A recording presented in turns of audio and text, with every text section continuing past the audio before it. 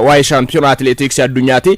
Shaampiyoona atileetiksii addunyaa kanaan Itoophiyaan qabxii gadaanaa galmeessitee xumuruu ishee ni yaadatama. Yaa ta'uti garuu shaampiyoona atileetiksii addunyaa Tookiyoon itti qophaa'een biyyoonni 53 meedaaliyaa argachuudhaan riikaardii haaraa ta'uun galmaa'uu isaati atileetiksiin addunyaa kan beekse. Shaampiyoona atileetiksii addunyaa Tookiyootti marsaa 20ffaaf guyyoota 9 fi dorgomaatiin ture goolabameen biyyoota 200 ol naannoo biyyoota 196 hirmaataniitiin jiru. Kanneen keessaa biyyoonni 53 meedaaliyaa keessa galanii xumuruudhaan riikaardii ta'uun galmaa'eetiin jira. Kan kanaan dura Osaakaatti bara 2007 fi Budaapestitti bara 2023 biyyoonni 46 tarree meedaaliyaa keessa galan caaluudhaan riikaardiin addunyaa tokkoo fi riikaardiin shaampiyoona atileetiksii addunyaa 9 dorgommii shaampiyoona atileetiksii addunyaa baranaatiin galmaa'eetiin jira. Biyyoota akka Saama'oo, Seent Luuziyaa fi Yuraagaay meedaaliyaa jalqabaa yoo argatan shaampiyoona atileetiksii addunyaatiin. Tanzaaniyaan shaampiyoona atileetiksii addunyaatiin meedaaliyaa walqee jalqabaa kan itti argatteedha. Atileetiin lammii Swiidin Armando Duplantis riikaardii addunyaa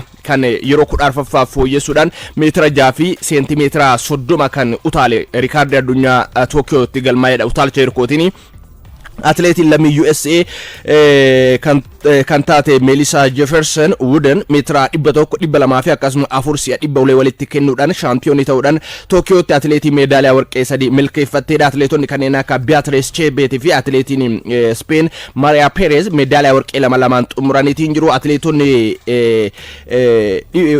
1992 biyyoota 196 irraa qooda fudhachuudhaan dorgommichi goolabameetiin jira. Pirezidaantiin atileetiksii addunyaa Sebastian Cohn seenaa shaampiyoona atileetiksii addunyaa kun milkaa'aadha akkasuma olaanaadha jechuun dubbataniitiin jiru.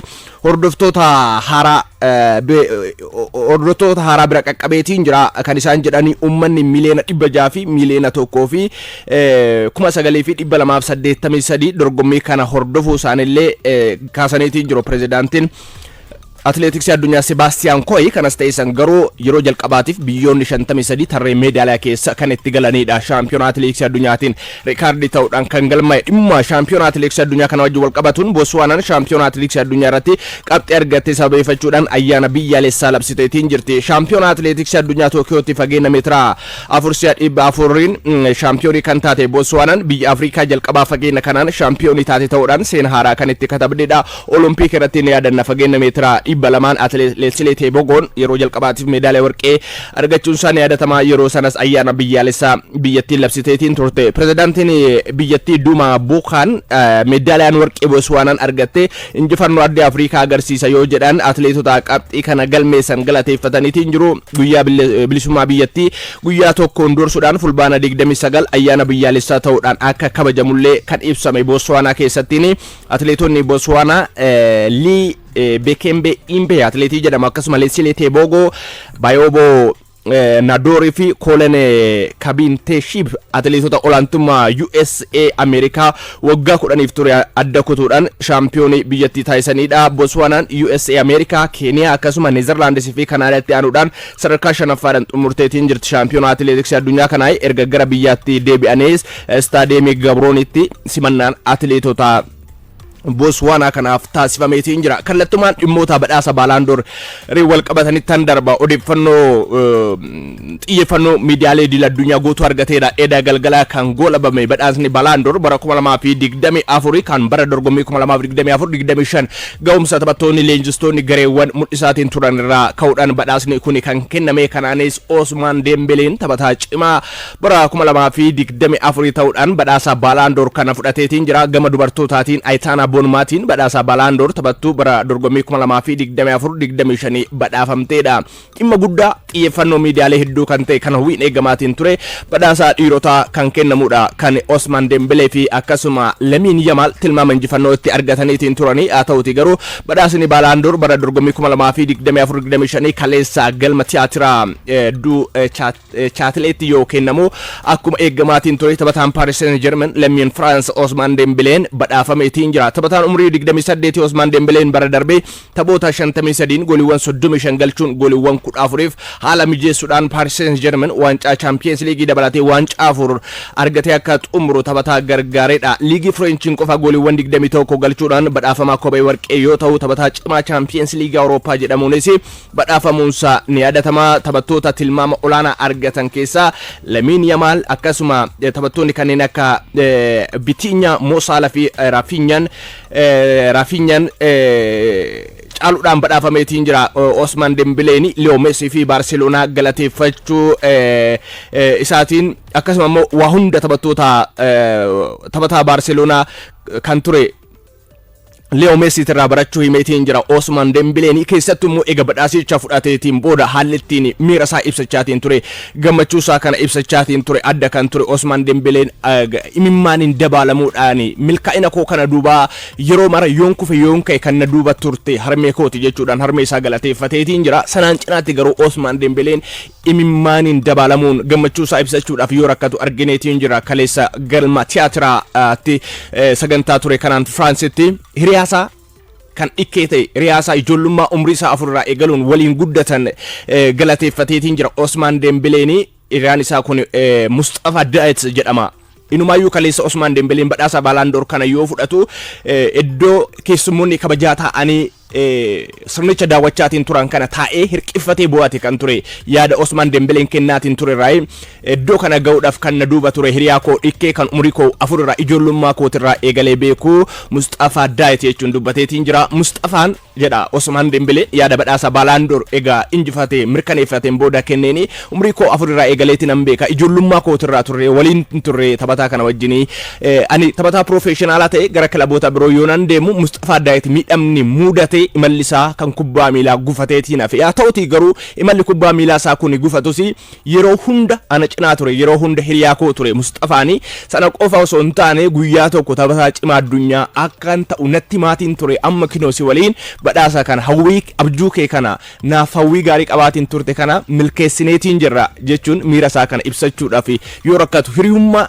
gatii hiriyummaatiif imimmaan hin dabalame gammachuu isaa kana yoo qoodatu argineetiin jirra. Hiriyaan isaatillee akka obboleessa isaatiitiin ture hirqinfatee kan bo'aatiin ture. Inumaayyuu namoonni danuun obboleessa Osman Demebele'ti kan isaan jechaatiin turan. Yaa ta'uti garuu hiriyaa dhikkee waggaa 4 irraa eegaleetiin beeku Mustafa Daet gammachuu Osman Demebele'n kana waliin gammachuu imimmaaniin dabalameen qoodataniitiin jiru. Osman Demebele'n Barcelona galateeffateetiin jira. Leo Messi galateeffateetiin jira. Akkasuma Paris Saint-Germain keessatti waayillansaa badhaasa kana akka injifatuu fi gumaacha isaaniitiin ta'uusaa pirezidaantii Paris Saint-Germain Nasser Al-Khelaif illee kan galateeffataatiin ture Osman Demebele'n akkasuma leenjisaa kubbaa miilaa garee biyyaalessa France Laurent Blanc illee haalli galateeffataatiin ture argileetiin jira badhaasa kaleessa kenname irratti. Yaa ta'uti garuu Osman Demebele'n gaafa Borussia Dortmund irraa gara Barcelona deemu mallaqni guddaan itti bahe. Yaa ta'uti garuu egaa Barcelonaatti makameen booda sababa miidhamaatiin hanga barbaadame gahumsa irraa eegamu mul'isaatiin hin turre. Irra deebiidhaan gara Paris Saint-Germain deebi'ee irra deebiin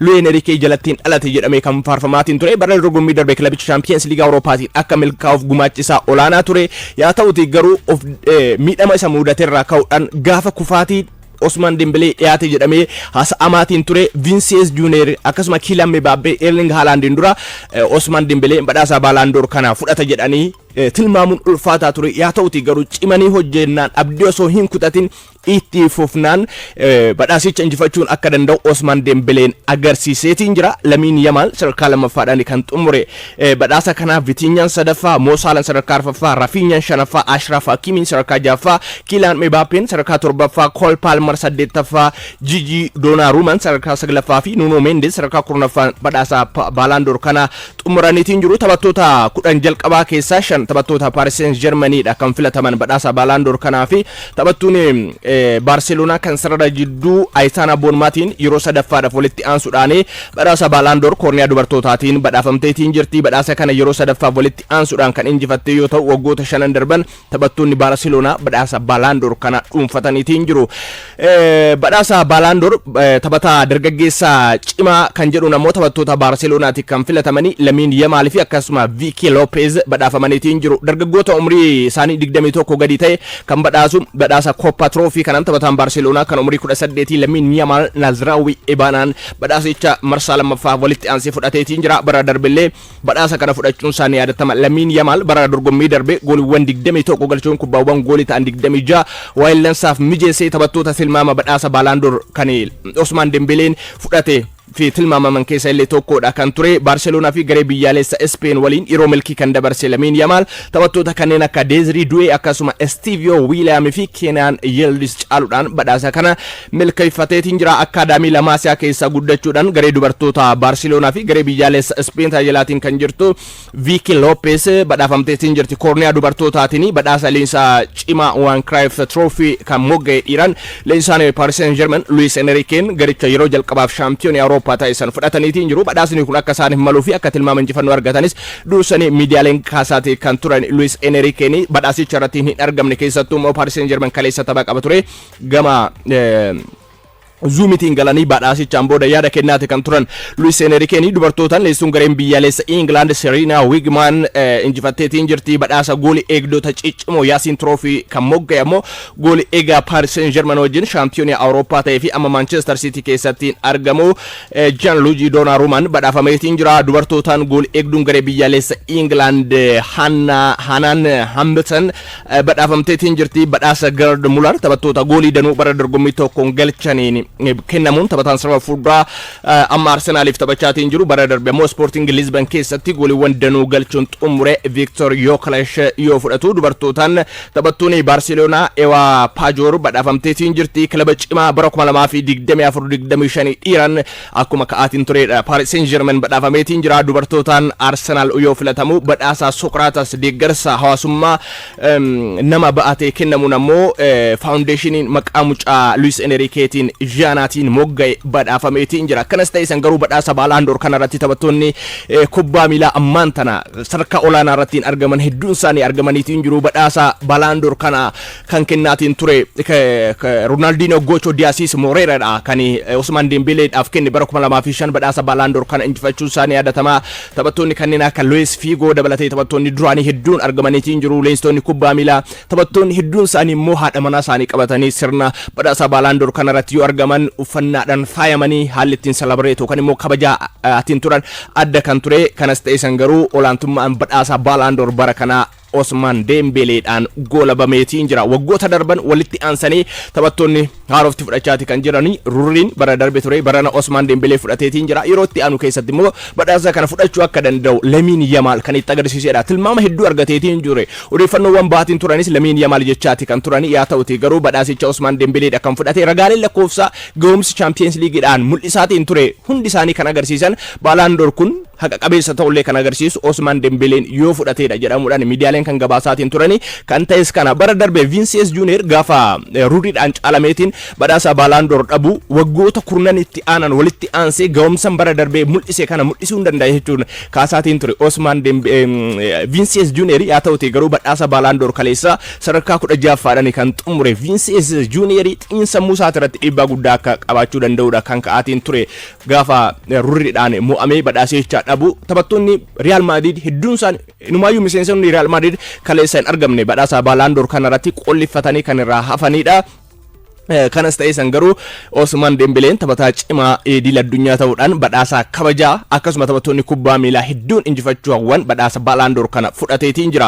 Seeraa Itaalii torbee arfaffaatiin Eda Naapooliin Piisaa injifachuun liigicha dursuu eegalee tapha xumuraa torbee kanaatiin Staadio Diego Armando Maradonatti Naapooliin kilaba bara kana liigichattiin guddate Piisaa simachuun goolii 3-2 kan injifate Billy Gulmer akkasuma Leandro Spinazzola fi Lorenzo Luchan goolii injifannoo Naapoolii galchaniitiin jiru. Mibala Nizolaan rukutaa penaalitiitiin Laurent Taban goolii Piisaa galchanis mo'amurraa garicha hin balaarlee gareen Antonio Conte Naapooliin Champions League'dha Manchester City'dhaan eegamoo ameen booda gara injifannootti deebi'eetiin jira. Serie bira kanaatiin ammoo taphoota hunda injifachuun qabxii 12 dursuurratti kan argamu Juventus 12ffaa AC Milan fi Roman qabxii 9 sadaffaa fi arfaffaa ta'aniitiin jiru. Liigichaan liigii French torbee shanaffaatiin taphni sababa bokkaatiin kaleessatti darbeetiin tureen Paris Saint-Germain gara Vélodrome imaluun Olympique de Marseille waliin morkateetiin kan mo'amanii taphattoota ciccimoo kilabichaa kan Paris Saint-Germain badhaasa Ballond'oriif sagantaa sanarra kan turanii garicheen tajaajillee kanaanis Paris Saint-Germain goolii 1-0dhaan kan mo'ame goolii injifannoo Marseille Naif Agur daqiiqaa 5 galcheetiin jira. Monaco fi Paris Saint-Germain amma qabxii 12 wal qixaan liigicha dursuratti kan argamu. Marsaa sadaffaa waancaa liig kaapitiin har'aa taphoota 8 taphataman keessaa 3 fi daqiiqaa 45 irraa eegaluun warreen cuquliisotaa Chelsea kilaba Lincoln City waliin kan morkatanii Liverpool harkan sa'a 4tti har'aa Southampton wajjin kan morkatu taphoota boroo itti fufan keessaa Manchester City, Huddersfield Town, Arsenal, Port Vale wajjin morkiin taasisan kan eegamudha.